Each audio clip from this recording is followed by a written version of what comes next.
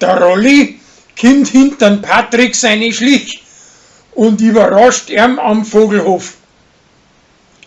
Der Flori glaubt, dass Zara zum Ohr austeilen einen recht ausgeschämten Fetzen anlegt.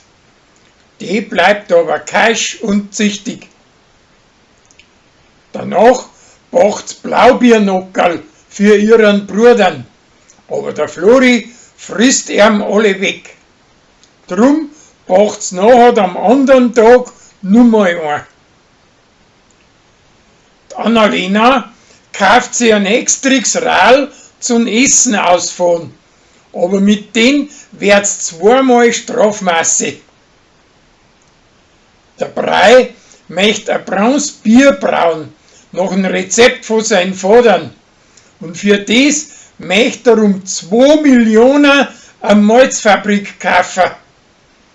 Die Rosi und der Hubert haben aber von der Idee nicht recht überzeugt. Der Fanny, seine preußische Tochter, kriegt einen preußischen Nachhilfelehrer, damit das besser rechtschreiben kann. Und ihren preußischen Stiefsohn kommt für, dass der Chris auf Zara scharf ist.